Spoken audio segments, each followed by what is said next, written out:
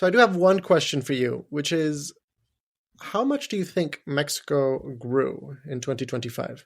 Is this a rhetorical question where you're going to shock me with the answer, or should I know the answer before we get into it? Well, I really just want to hear your take on it, because I've been looking at some numbers and they're sort of terrifying and difficult to believe. The answer is not enough. I think we're still in the preliminary stages, but it's about 1%, isn't it? I saw things that said that said maybe as low as 0.3%, which seems, ridiculous. Yeah, definitely not enough, because what it means is this is the interesting conversation we'll get into in a second. But ultimately, what does GDP mean? It means how much did the production of a country increase or decrease over the course of a year, or a decade, and over this year, 2025, past year, it's about 0.3% preliminary. And what's interesting to me is actually that's not half bad when you think about the pressures that the Mexican government has been facing since February of last year, when the tariffs came in,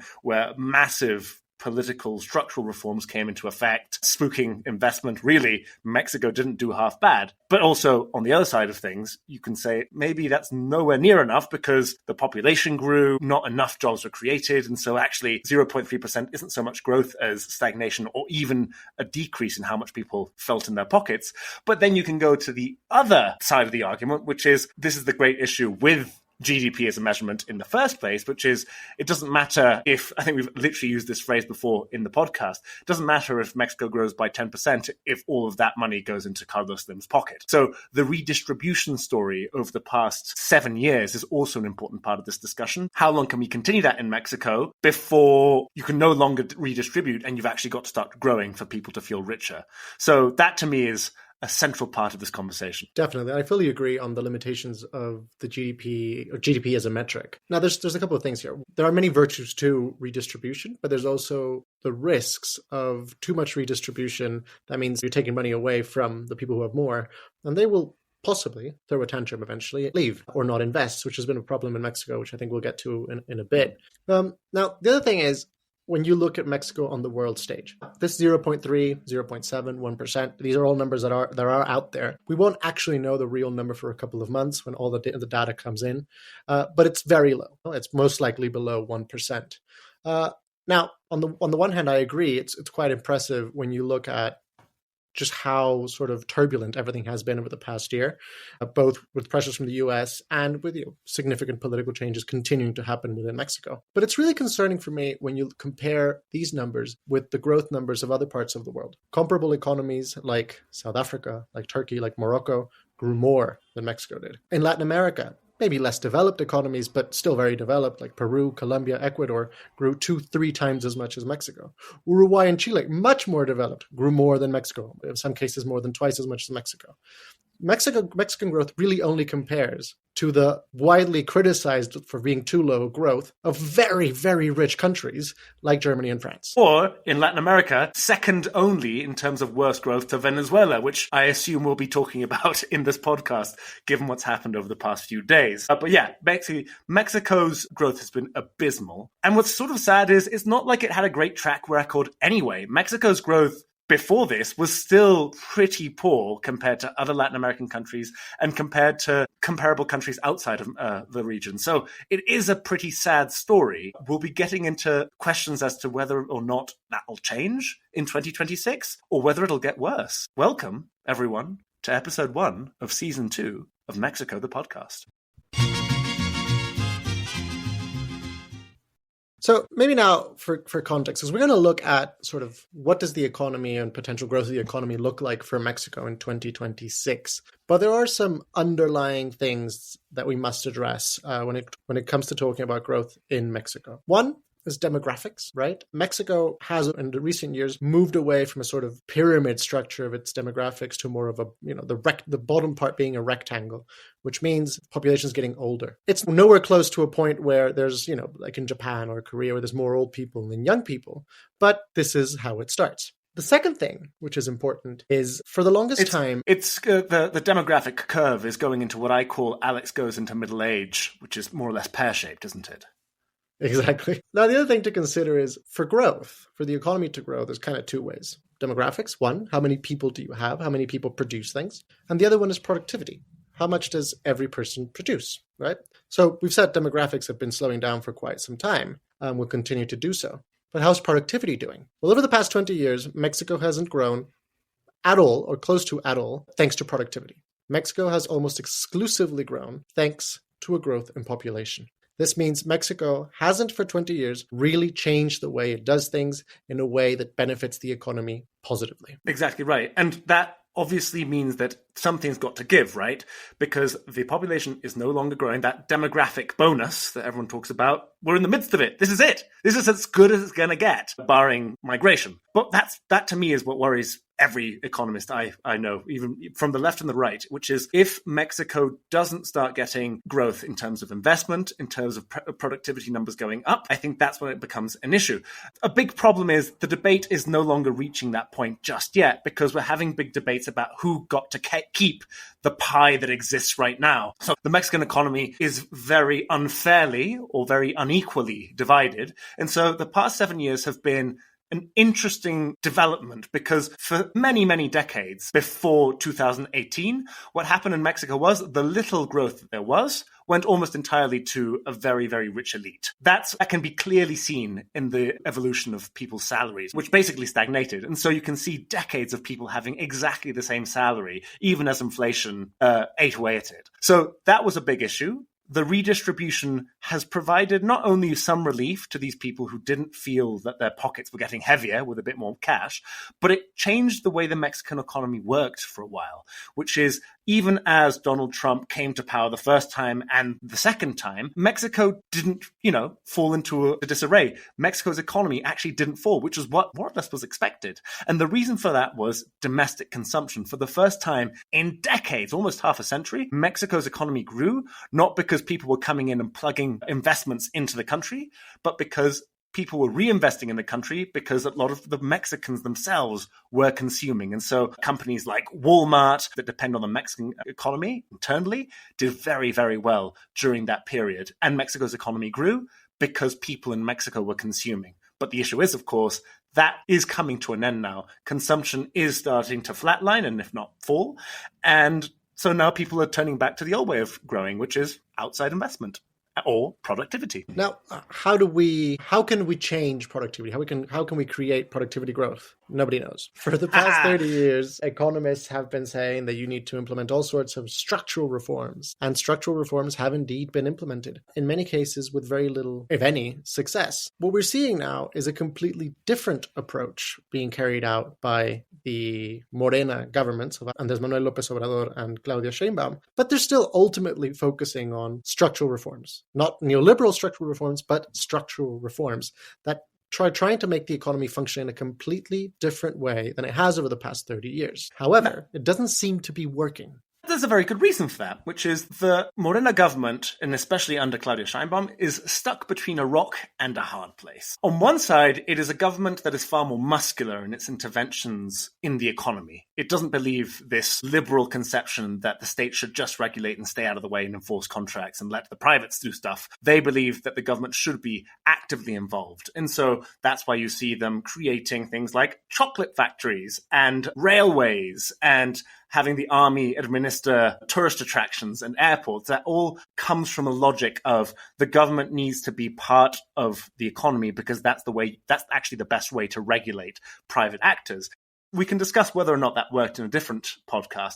But for now, what is interesting is how that's actually a very limited approach as the government stands now, because it has no money. And so the lack of money that the government has at the moment is the main limiting variable right now, which I think that's number one, right? What is Mexico's economy in 2026 going to look like? It's going to look like a space with very limited fiscal wiggle room. What's interesting is what came out a few days ago, which is Mexico doesn't have much money. It's quite indebted, not enormously indebted. I think there's a lot of hyperbole around it. Compared to other countries, it's not in enormous debt. But there are worries that a country that isn't growing in terms of productivity, investment, or GDP growth, there is a worry that debt can get out of hand. And so the government takes this to heart and is trying to reduce the amount of debt. And so they're cutting spending and they're really pushing for taxes. Now, I didn't say tax increases because The Claudia Sheinbaum approach is an interesting one. She almost refuses, even as a left-wing president, to mention the word reform, tax reform, because I think she's scared of scaring away investors. Because ultimately what you'd have to do as a progressive president is to tax the rich and invest in the country's economy through the state. She doesn't want to do this. But weirdly, she's doing everything around it to the extent that you think, at what point is it actually more convenient to do a tax reform? Just to give you a brief overlay of what she's doing, one of the big things that she's doing is she's hunting down tax avoiders. Now, that sounds great. I'm for it. But the issue is, of course, who's avoiding taxes and who's legally, like doing tax returns and whatnot is a matter of opinion, it turns out. And so she's in massive conflicts with some of the most powerful people in Mexico, some of whom she's almost turned into political opponents themselves. I'm talking about Ricardo Salinas Pliego here, the television, banking, and retail mogul. But she's made a lot of enemies across Mexico's rich over the past year because of this big crackdown. To many people, perfectly just. People say, just pay your taxes. The thing is, these rich business people say, we are paying our taxes. And so there's this weird tug of war getting ever more acrimonious. But on the other side, there's an interesting sort of divide and rule strategy here. So on one side, you've got hunting down the biggest taxpayers who owe money, so people don't get upset, the voters. We're not putting taxes up, she says. But then she also looks at different sectors and says, actually, we are putting taxes up for you specifically. And over the past year, we've seen tax increases that aren't a tax reform, but they're tax increases on specific sectors. So you've got the digital taxes platforms like Spotify, like Uber, and you've got the sort of morality taxes. So you've got taxes on video games, on cigarettes, which have doubled in price overnight, basically, this month. And that, I think, does have, to coin a phrase, a trickle-down effect on the Mexican consumer. Because even though taxes haven't gone up and wages have gone up under this progressive government, as long as people consumed more, companies were more or less happy to keep prices stable. But now that consumption is sort of stabilizing, they've got to sort of make ends meet somehow, they say. And so the answer is they're probably going to put up their prices on sugary drinks, on these cigarettes, on video games, on digital services. And so we're going to see a bit of pressure on consumers in Mexico. It's an interesting approach, right? Because there has been a very, very strong need for fiscal reform in Mexico for decades, arguably since the 1960s, which has never actually occurred. And in my opinion, and the opinion of most economists, it needs to occur, not for political reasons, not for ideological reasons, but because just the finances won't work otherwise. And the reality is that there are plenty of sources from which taxes could very easily come from, and in a way that is done in pretty much everywhere else in the world. In Mexico, the enormous majority of taxes are levied by the federal government. And that's because municipalities that have a right to tax several things choose not to do so for political reasons. Yes. Now, the problem is making these changes and actually putting some of the pressure on the municipalities, which should be more effective at collecting taxes, divide and conquer basically, means implementing a tax reform, which she doesn't want to do for political reasons, but she also for party political reasons, but she also doesn't want to do for narrative reasons, because tax reform and any type of reform has basically been the lingo used by the neoliberal governments, which the Morena governments hate. But I push back on that because she's also a progressive candidate who is enormously popular, who came into power on a narrative of redistribution. And sure, one way of doing redistribution is putting up the minimum wage, giving out more social spending to the pensioners, the unemployed. But a big sort of left-wing position is to tax the rich more, right? That is literally the slogan of the likes of Bernie Sanders. What I think is fascinating, though, is I don't think Claudia Sheinbaum feels she needs to do it because her strategy of taxing sectors and of going after big debtors, like tax debtors, has more or less worked. Mexico this year, and these are quite fresh stats, Mexico this year saw an increase in its tax receipts of about 5.9%, which is loads of money, but it's also way more than we've seen at any other point. The bounce back after COVID, which was about 5%. So it's a massive amount of money that has come through the pipeline without having to do a tax reform. The issue is, and this isn't me saying, this is like left-wing economists saying this, it's only barely just covering the fall in oil receipts that Mexico is used to having over the past few decades. Look back to our episode on Pemex, Mexico's national oil company, for more context on this. But basically, oil receipts are falling. And so what we're seeing here as tax receipts grow is that they're filling in that hole rather than creating new money for the state. Fully agreed. But the other thing to consider is, yes, she can try and tax the rich. Now, there's a question of how successful she can be at that. Everyone tries that and isn't very successful. The rich tend to disappear into fiscal havens whenever they are pressed even a little bit. So it's a great idea to try and tax the rich, but they need to, actually play ball.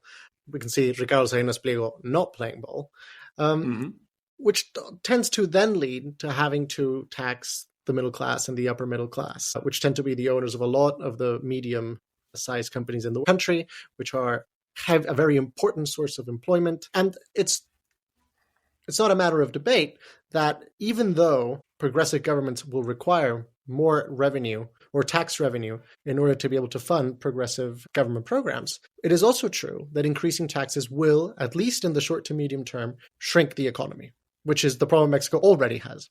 Exactly. I think ultimately this is the quagmire that Claudia Sheinbaum finds herself in, which is the reason she doesn't want to put up taxes is because she's begging business people to invest in Mexico in the first place. She can't put in that money because Mexico hasn't got the money. That's why she's got to do a tax reform. But she can't do a tax reform because she needs the economy to grow in order to not lose taxes. And for that to happen, she needs investors to come in who are exactly the sort of people she'd have to tax. And she doesn't want to alienate the super rich in Mexico, which hold a lot of the sort of extra disposable income for investment at large scale that she needs. Yeah. And so we end up in a situation where Mexico is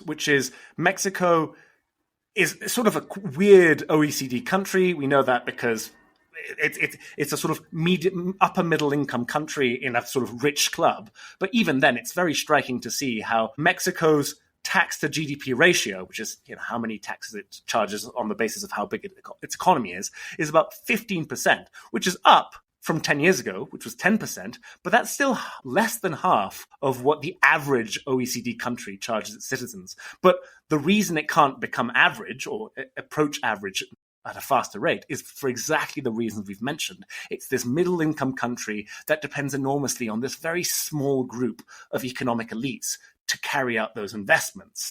And so I think in terms of the fiscal space, just to close number one up, what's going to happen in 2026 is I think we'll continue to see Claudia Sheinbaum cracking down rather than reforming the tax code. And we're already seeing how that's going to evolve.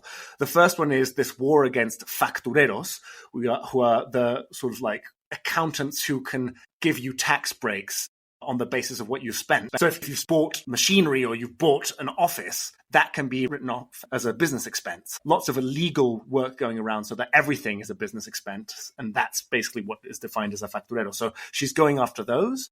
And to go after those, she is bulking up the power of a tax authority, which is worrying a lot of people because it means you get to crack down quite aggressively and you're basically guilty until proven innocent. And then on the other side, you've got an interesting nascent policy of cracking down on people who are outsourcing without saying they're outsourcing. Mexico banned outsourcing in the previous term under López Obrador, and that, I think, had pretty good repercussions, right? People who were being underpaid and without any workers' rights suddenly, got them. The issue was, of course, that a lot of people started to find ways to avoid calling them outsourced workers, but making them outsourced workers. And so the government is cracking down on those as well. So that seems like it's a good thing. I think it's a good thing. It's basically cracking down on illegal behaviors. But the means to get there is starting to worry a lot of people because it requires a lot more intelligence work. It requires a lot more power to the state to find these individuals. And so that's sort of where we're at. And again, right, who knows if it'll even collect all that much more tax? We've been proved wrong. We didn't think it would grow that much last year because the economy didn't grow, and yet we've got a big boom in terms of how much more money the Mexican government got. But let's see if it's diminishing returns or if actually there is a massive issue with tax avoidance in Mexico that can fill that fiscal space. And it's a very tricky thing, just to wrap up on this point, because presumably people would be much more willing to actually pay their taxes if the taxes gave them something in return. And I think that's one of the big problems in Mexico. Sure, it's a country that likes fraud. It's trained itself into fraud for a variety of reasons, and it's become a widely practiced thing nationally. Yes, that is a problem for sure. But beyond that, people often don't want to pay their taxes because they see it funding the privileges of a corrupt political class. I think this is probably a conversation for another podcast, but I think this was sort of starting to lose this moment. But these past years were the moment to do that reform, because exactly what you're saying is what had happened, right? Mexico had upped social spending. Mexico had increased the minimum wage quite dramatically. So actually, people were very happy with the government for the first time in a long time. So I think if you had to do a big unpopular tax reform, it would be when you've got 80% popularity. The issue is that popularity is starting to fall, and we haven't even hit the economic crisis yet. If Claudia Sheinbaum is at 69% now, very high, very laudable, but she was up at 80% just a few months ago. If that trend continues, and I don't see why it wouldn't, given the issues that she's facing in the country, I think you start to lose that window of opportunity to do a tax reform. And I guess the question now is, why am I being such a negative Nelly about future growth? Well, I guess that brings us to the next couple of points that we've got of what Mexico's economy can expect in 2026. So if it's not taxes, where could growth potentially come from? Or what you're saying, not come from?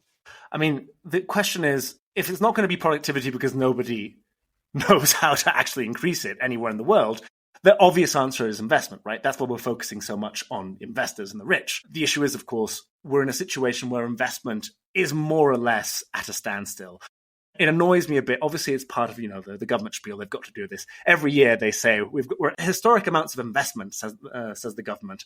And sure, that's true. But, I mean, it's peanuts. It's like a few more dollars after the previous years, when actually we should have been in a moment where companies are reshoring from China, where Mexico was growing. But it's not growing through investment because people aren't investing. Neither Mexican investors nor foreign investors. Now, the question is why? So we've already talked about the spooking effect that we've had when it comes to the threat of tax reform and this left-wing government. That hasn't been made better by the reforms that have been passed. Pretty sloppy reforms beyond their sort of political and ideological content. But even ideologically, they're very scary to lots of business people, right? We were talking about the upcoming electoral reform in 2026, which again feels like it'll spook investors. We've got the pretty botched judicial reform, which completely rejigged Mexico's justice system. We've talked about this before in a previous podcast, but it's basically spooked investors because they feel that they can't trust Mexican justice anymore because they all feel like they're political appointees by the government. So if you're a client of the government and you want to fight the government, you'll probably lose against the government because the government is in the courts. They're no longer seen as independent. Whether or not that's true, we've discussed in a different podcast, but I think it's really important to focus on the fact that given that Claudia Sheinbaum's government can't invest, can't raise taxes, and doesn't seem to have any other source of income, you've got to play to the interests of the people you're asking for money from. So Mexico can't afford to be paralyzed, though, because its economy is no longer growing, it seems, through consumption. So it needs to come through, as we said, either productivity, which we don't know how we're going to manage that, or investment, which seems like the easiest short-term solution. The problem is another big reason people aren't investing brings us to a second big sort of thing that Mexico has to look forward to in 2026, which is the USMCA renegotiations. Now, I'm saying renegotiations deliberately, advisedly, because back in the day, people used to say the USMCA, which is the US-Mexico-Canada trade agreement, was going to be reviewed. This is part of the Donald Trump 1.0 negotiated and revamped trade deal, which says we're going to review our trade agreement every few years to see if everything's in ship shape, what people aren't happy with, etc. The reason we called it a review was, I think, pretty much because that's what it used to be considered. It used to feel like, we're just going to have a little look, buff out the kinks, and just it'll keep working as usual. That is clearly no longer the case. It is clearly very much a renegotiation at this point. Why? Because Donald Trump 2.0 is a very different beast. Even though it's his treaty, he's evolved in his thinking. He's very much an economic nationalist. He's very happy to see other countries fail because he sees it as a zero-sum game. If other countries are failing, it means the US is thriving. So that's what 2026 is going to be all about. we're going to be hearing USMCA over and over again. And it's begun. January marks the moment when a lot of the sort of investigative phase of the review has been concluded. The different countries have had discussions internally with the private sector, with the unions, with the government itself. And now they are preparing their case to meet with the international partners. So the US, Mexico, and Canada are now officially preparing here in January 2026 to start facing each other at the negotiating table over the course of this year. And when you started your explanation of what this was about, you said the USMCA, and I would just stop at the US. The US is really, I feel, the big problem that Mexico has to face or will be facing in 2026. This is a problem the world is facing. I live in Switzerland, and the Swiss newspapers are filled every day with what's the latest crazy thing coming from the US regarding, for the most part, tariffs. But Switzerland doesn't share a border with Mexico, right? This massive border that Mexico shares with the US, plus the problems with criminality in Mexico that the State Department and the President of the US continue to bring up every chance that they get, are sort of looming over Mexico, right? And when you say they are preparing to go to the negotiation table, it smacks a little bit of Edward the Longshanks inviting the Scottish clan leaders to a negotiation and then them not making it out so well from that one. It's a scary moment to be alive as far as high-ranking Mexican bureaucrats are concerned, given what we've seen in Venezuela and given the constant narrative of Mexico as maybe a friend, maybe not, that we're getting from the US. Here I'm actually weirdly optimistic.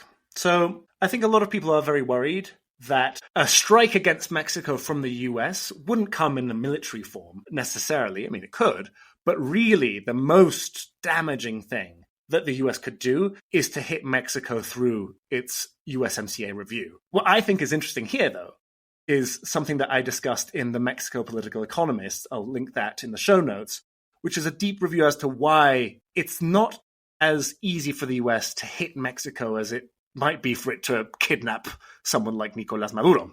The reason for that is because of how interlinked the Mexican economy is to the US economy and their supply chains. To an extent, almost, and I argue this in the piece, the US was able to carry out such a strike on Venezuela because it was no longer working, right? The argument about oil and all that, the fact that it could go in and disrupt the country and take such a big risk was because ultimately Venezuela and the US have increasingly or have fewer and fewer economic ties. That's the opposite for the US and Mexico. Mexico has overtaken China for the past year, more or less, as the US's greatest trading partner. What does that mean? It means there's a lot of imports going from Mexico into the US, but also a lot of exports from the US going into Mexico. I've mentioned this before, but most of the US's produce, for example, so Louisiana rice, barley, and corn from the sort of like flyover country in the US,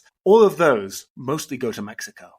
And so you can't play with that supply chain as easily as you can think. And I think Donald Trump has actually recognized this previously. The reason he keeps delaying tariffs and toning down his rhetoric in a very sort of sophisticated way compared to what you expect from Donald Trump is because I think he understands the complexities of the US-Mexico trade relationship, or rather, the people around him understand, and they're very much pushing him not to screw this up, because you can bomb Venezuela, you can get rid of its leader, but you can't bomb the USMCA. You've got to go in with a scalpel because otherwise you're threatening the entire US economy.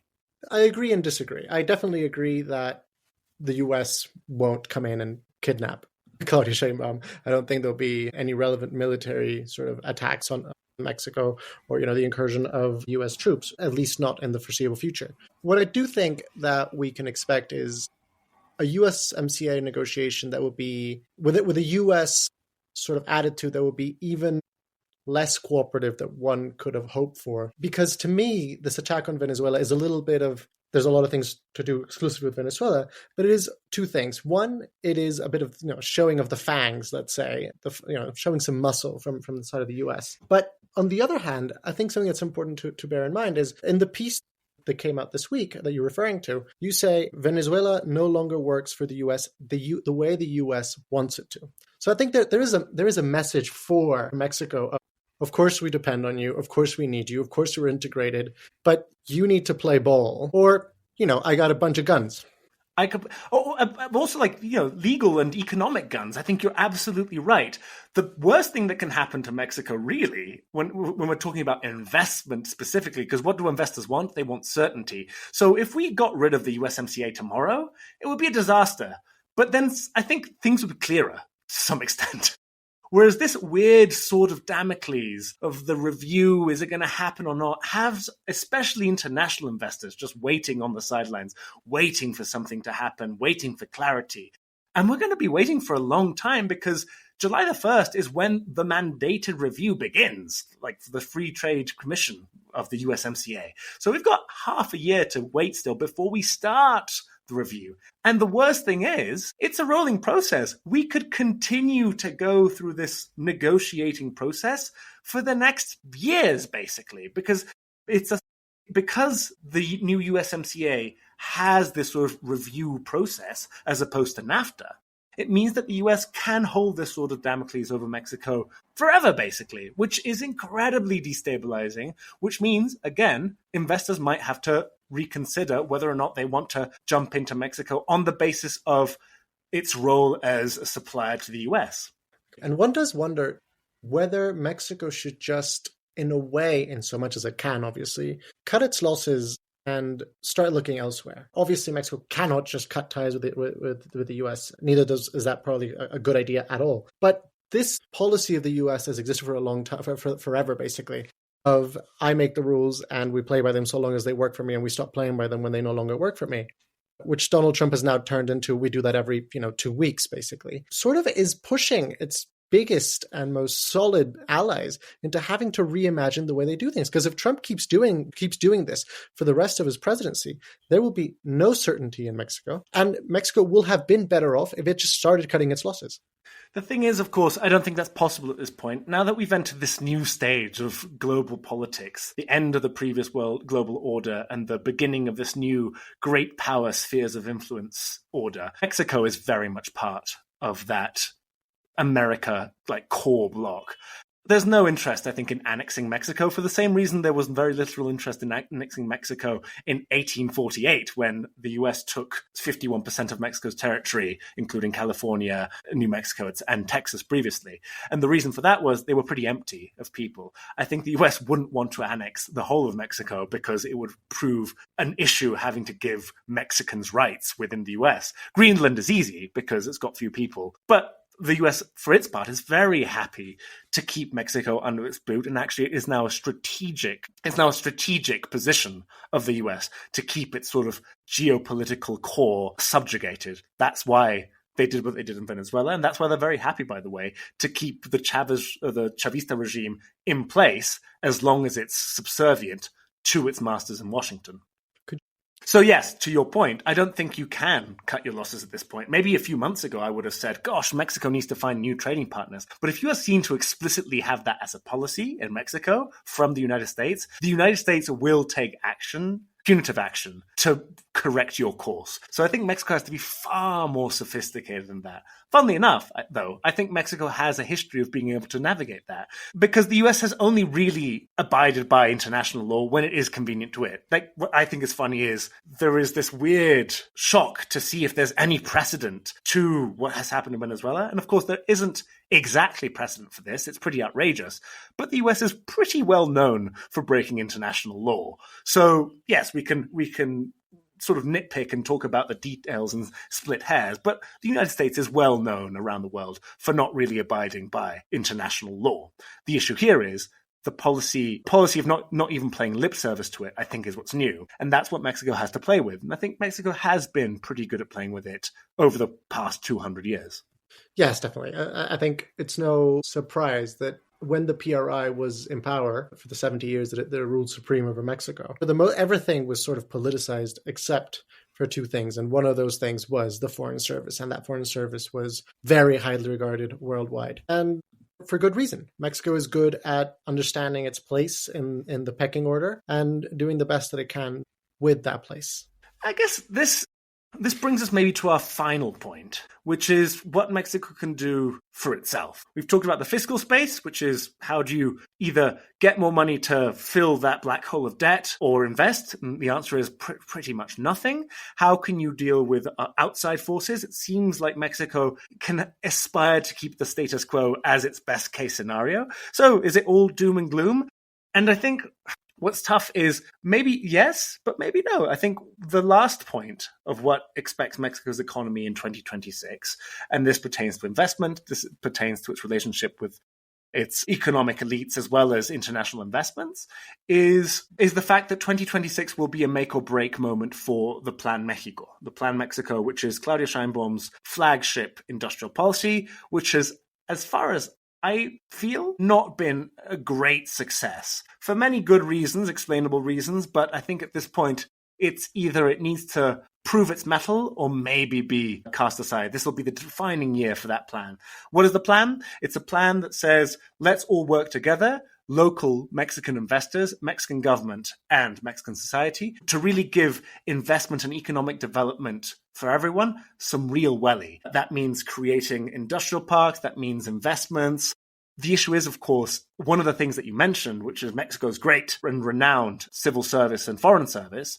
I think a big issue is the lack of state capacity in Mexico at the moment. Because Mexico is under a regime of austerity, because they have no money, they have very few people to run this project, which I think is devastating, because I do think that despite what we've discussed when it comes to taxes and how angry and upset the business class is, actually, they're very willing to play ball with the government when it comes to this. They're happy to work with the government to get investment going in certain specific and strategic areas. The fact that it's not happening, I think, is in this case on the government. And I think it has a lot to do with the fact that they lack state capacity. Here, for example, in the economy ministry, I think we've got pretty impressive figures. You've got Marcelo Ebrard, who is a political and technical titan in the Mexican government. But the issue is, of course, he is completely occupied by the USMCA review. And so he basically lives in Washington at this point. And he is the person who probably should be leading Plan Mexico, given he's the economy minister. And so it's been delegated to a bunch of pretty good, but pretty middling functionaries who don't have enough people to help them, produce all the studies and all the documentation and all the work that is needed to create a massive public policy project. At the same time, they don't have enough power either in the government, because they are middling, even though lots of them are experts, to push their vision beyond themselves. So I think that's a big issue. And so that's what I mean by a lack of state capacity. It's literally when you don't have enough people and enough political power to push through even the things that you want to get done, because you're busy, you've got other priorities, and you don't have enough people to sort of, sell your case to the country, to the media, and to the business community, and not only sell it, but also guide them as to where they need to invest and where they need to put their sights on. So maybe the way I would summarize everything that we've been saying is Sheinbaum's government finds itself in a very tricky situation, right? Because it's waging a war on many, many fronts. Some of those fronts are internal, some of those fronts are external. It doesn't want to create alliances with certain people that would make things a lot easier internally. Or if it does, it wants to have its cake and eat it too. Say, for example, getting investment from the very rich, but also taxing them more and also not giving them back the cash that they're owed for tax returns for other reasons. Maybe what I take away from all of this is that the future for Mexico, not only 2026, but of the Sheinbaum government and the potential success of her broader policies will depend on how well they can sort of redefine the fronts that they're going to fight and how they're going to fight them. Because right now, as you say, they're spread out too thin. Of course, there are experts in Mexico that could help. Mexico has produced an extraordinary number of very highly trained economists that are experts in these fields.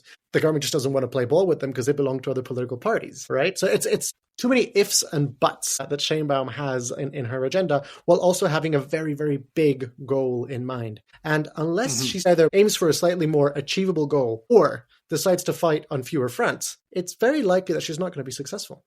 That's more or less what we've concluded at the Mexico Political Economist, which is why we launched the Plan Mexico project, which is basically to do that. As an independent media outlet, we can't invest, we can't tell the government what to do, but what we can do, I think, is what is may be missing at this point, which is to really choose exactly where the battles need to be fought. I think the big problem, as you say, is that they're spread too thin, they're fighting too many battles. And what I think needs to be done, I think what most people agree, and we've talked about this before, I've talked about this with Mexico's business people, Mexico's government officials, and with Mexico's bankers, is Mexico actually just needs one or two big projects to succeed that encompass all these things that you've discussed, not a big train that is run by the government and owned by the government and run by the army, but something that you can point at and say, look, international investors, Mexican investors, and the Mexican government work together to make this boom town or this boom industry really take off.